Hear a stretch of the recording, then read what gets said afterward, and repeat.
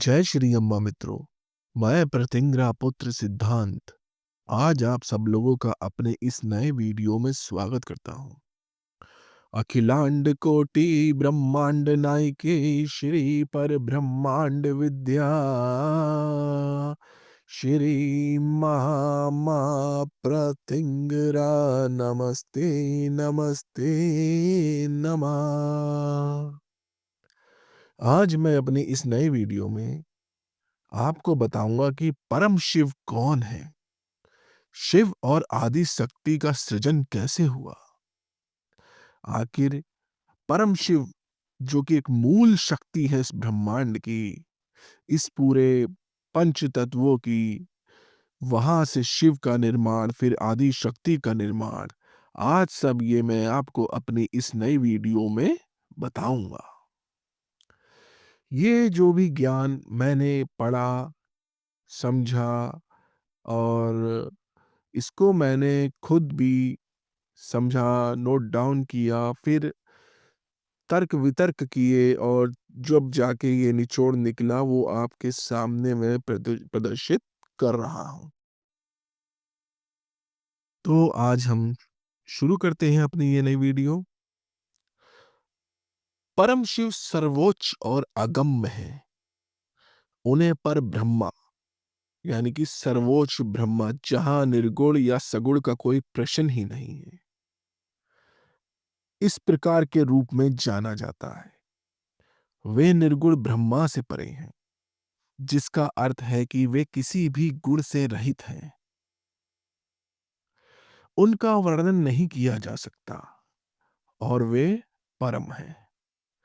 यदि हम उनका वर्णन करना चाहें तो हाँ, ये कहा जा सकता है कि वे सभी ऊर्जाओं के कुल योग का एक ऐसा समूह है जो सूर्य से कई गुना अधिक प्रकाशमान है।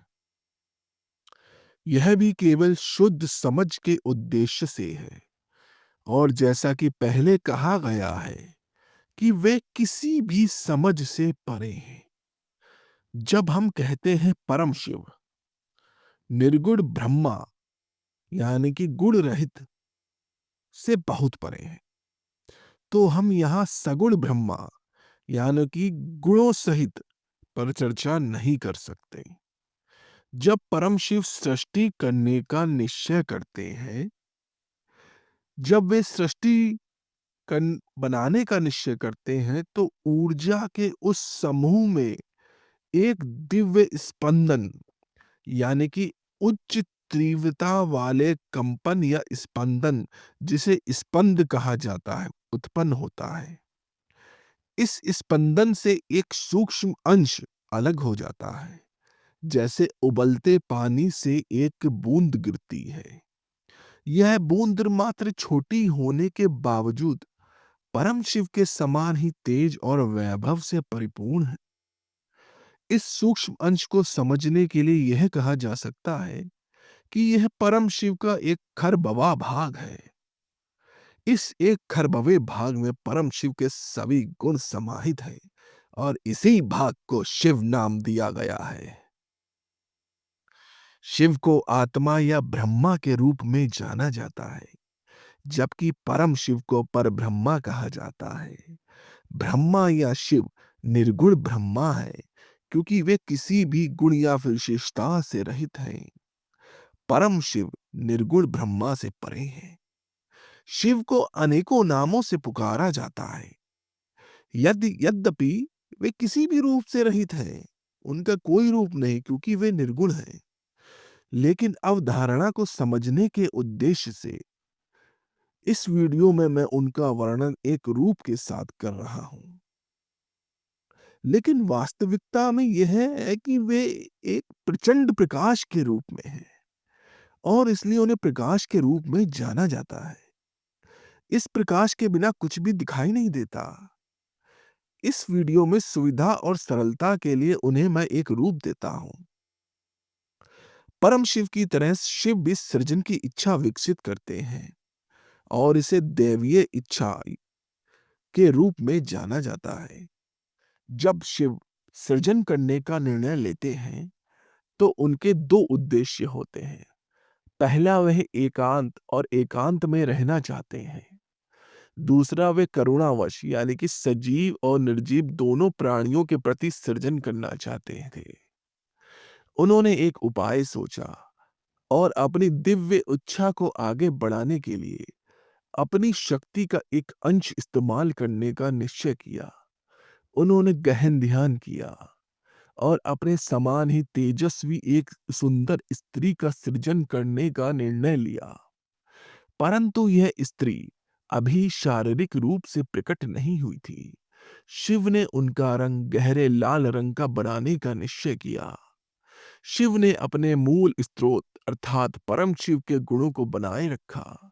शिव ने अपने आप में केवल एक ही परिवर्तन किया कि वे शुद्ध क्रिस्टल की तरह पारदर्शी हो गए, ताकि वह शीतल और सुखद बने रहें। यह उन प्राणियों के प्रति उनकी शुद्ध करुणा के कारण है जिनका उन्होंने सृजन करने का निश्चय किया, क्योंकि यदि वे परम शिव के समान ऊष्मा ऊर्जा को बनाए रखते तो सृजन संभव नहीं होता, क्योंकि उनसे निकलने वाली तीव्र ऊष्मा के कारण जो कुछ भी बनना बनता वह राख में बदल जाता। इस समय शिव ने उसे मन ही मन उत्पन्न किया और कुछ समय के लिए उसे अपने भीतर ही रखने का निर्णय लिया। जब शिव ने सृष्टि करने का निश्चय किया तो सृष्टि के सभी पहलुओं पर सावधानी पूर्वक विचार करने के बाद उन्होंने इस स्त्री को एक अलग इकाई के रूप में बनाने का निर्णय लिया। इस स्त्री को बनाने का निर्णय लेने के बाद वे खड़े हुए और उन्हें प्रकट किया। सर्वप्रथम अपना बायां भाग उन्हें दिया, जिसे अर्धनारीश्वर रूप यानी कि आधा पुरुष और आधी स्त्री के नाम से जाना जाता है। कुछ समय तक इस रूप में रहने के बाद उन्होंने उन्हें पूर्णतः अपने भीतर से प्रकट किया और उनका नाम आदि शक्ति रखा। वे भी शिव के समान तेजस्वी और तेजस्वनी है। शिव ने परम शिव के गुणों को आत्मसात किया और आदि शक्ति ने शिव के गुणों को आत्मसात किया। शिव और शक्ति में केवल दो अंतर हैं। पहला, शिव शुद्ध श्वेत है और क्रिस्टल के समान पारदर्शी प्रतीत होते हैं। शक्ति गहरे लाल रंग की है और अर्ध पारदर्शी है। दूसरा, शिव स्थिर ऊर्जा का प्रतिनिधित्व करते हैं और शक्ति गतिशील और ऊर्जा के विभिन्न रूपों का प्रतिनिधित्व करती हैं। जैसे ही आदि शक्ति उनसे बाहर आई, उन्होंने उन्हें यानी कि शिव जी ने उन्हें अपने पास बैठने के लिए कहा और सृष्टि के विभिन्न पहलुओं का ज्ञान दिया। उन्होंने उन्हें न केवल सृष्टि के बारे में सिखाया, बल्कि सृष्टि के प्राणियों को मुक्त करने और उन्हें अपने में विलीन करने के तरीकों और साधनों के बारे में भी विस्तार से बताया।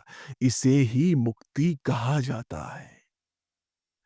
उन्हें ज्ञान प्रदान करने के इस दौरान शिव ने उनको गुरु का रूप धारण किया, यानी कि शिव जी ने उनके गुरु का रूप धारण किया। उन्होंने उन्हें तंत्र शास्त्रों और संबंधित मंत्रों के माध्यम से पूजा के विभिन्न पहलुओं का ज्ञान दिया। इन शिक्षाओं में शिव ने स्वयं को कोई महत्व नहीं दिया। उन्होंने केवल यह सिखाया कि उनकी पूजा कैसे की जाती है।